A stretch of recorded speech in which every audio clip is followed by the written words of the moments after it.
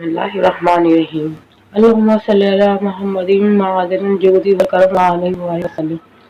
یا ناپاکی سے متعلق 10 سوالات اور ان کے جواب۔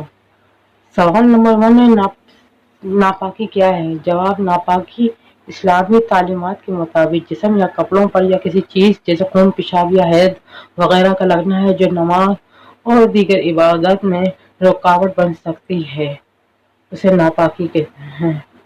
سوال نمبر 2، ناپاکی کو پاک کیسے کیا جاتا ہے؟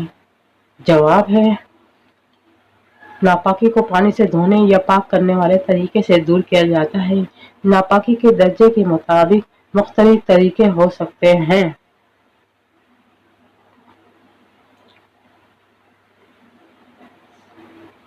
سوال نمبر 3، جنابت کیا ہوتی ہے؟ جواب ہے، جنابت وہ حالت ہے جب کسی شخص پر غسل فرض ہو، جیسے مباشرت یا احتلام کے بعد۔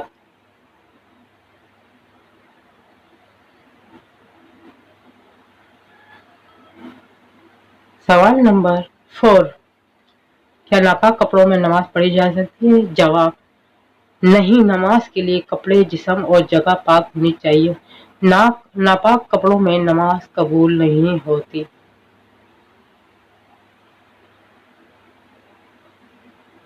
سوال نمبر 5، اگر ناپاکی کا شک ہو تو کیا کرنا چاہیے؟ جواب ہے، شک کی صورت میں پاکیزگی برقرار رکھی جاتی ہے۔ یقین کے بغیر نماز یا وضو کو باطل نہیں سمجھا جاتا۔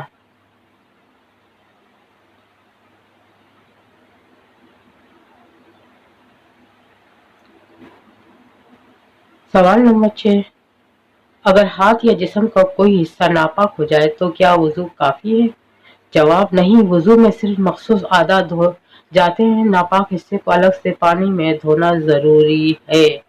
سوال نمبر 7، کیا کسی ایسی چیز کو ہاتھ لگانا جائز ہے جسے ناپاک سمجھا جاتا ہو؟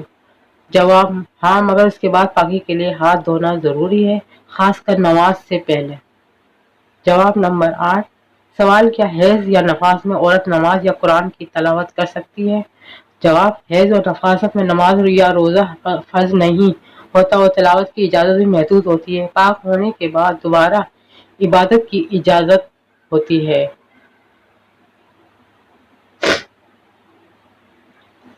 سوال نمبر 9،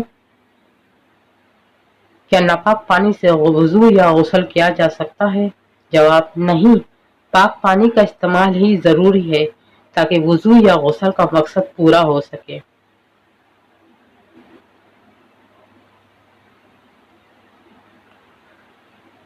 سوال نمبر 10، کیا پالتو جانوروں کے جھوٹے برتن پاک ہیں؟ جواب: جانوروں کا جھوٹا عام طور پر ناپاک نہیں سمجھا جاتا، سوائے کتوں کے۔ کتے کا جھوٹا برتن دھونے کا مخصوص طریقہ ہے۔